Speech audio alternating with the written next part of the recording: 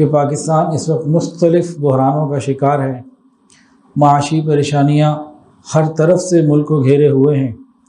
سیاسی اعتبار سے اختلافات اور انتشار وہ ایک الگ مسئلہ ہے پاکستان کے لیے، اور ساتھ ہی ساتھ قدرتی آفات۔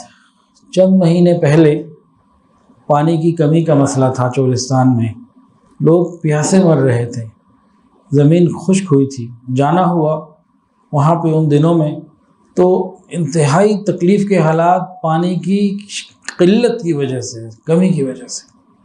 اور اب چند مہینے ہی گزرے ہیں، ایک نئی شکل سامنے آ گئی۔ پانی کی انتہائی زیادتی کی وجہ سے جگہ جگہ سیلاب، بلوچستان کے اندر سیلاب کے حالات، سندھ کے اندر سیلاب کے حالات، جنوبی پنجاب بہت بڑا علاقہ سیلاب کے حالات، گلگت ناران وہاں سے سیلاب کے حالات۔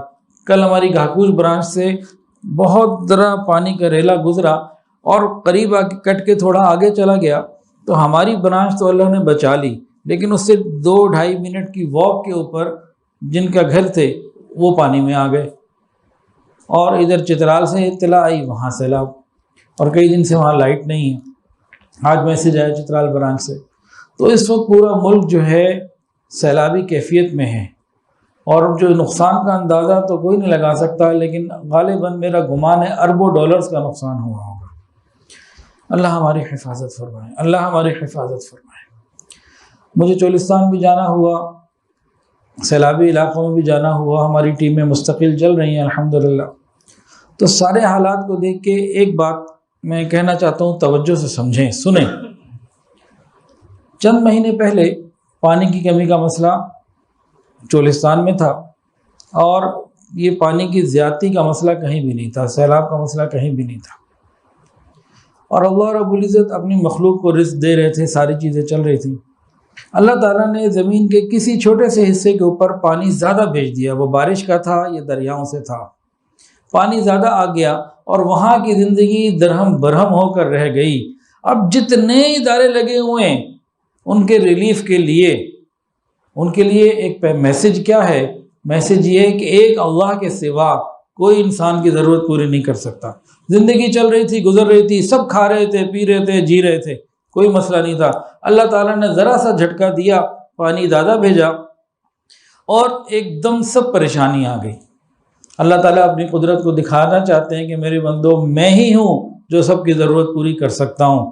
ایک ہمیں اس میں یہ سبق ملتا ہے۔ اور دوسری بات کیا ہے کہ امتحانات ہوتے ہیں نا، مختلف ہوتے ہیں۔ انگلش کا پیپر ہوتا ہے، میتھس کا پیپر ہوتا ہے، عربی کا پیپر ہوتا ہے، سوشل اسٹڈیز کا پیپر ہوتا ہے، سائنس کا پیپر ہوتا ہے۔ تو مختلف پیپر ہوتے ہیں کہ ایک ہی جیسے پیپر ہوتے ہیں؟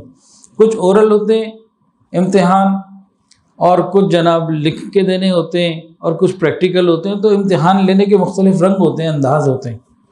تو اللہ رب العزت بھی مختلف انداز سے امتحان لیتے ہیں۔ تو جو لوگ سیلاب کی پوزیشن میں ہیں ان کے لیے سے امتحان اور ہے، اور ہمیں اگر اللہ نے بچایا ہوا ہے تو ہمارے لیے امتحان اور ہے۔ ان کے لیے صبر کا پیپر ہے، ہمارے لیے شکر کا پیپر ہے۔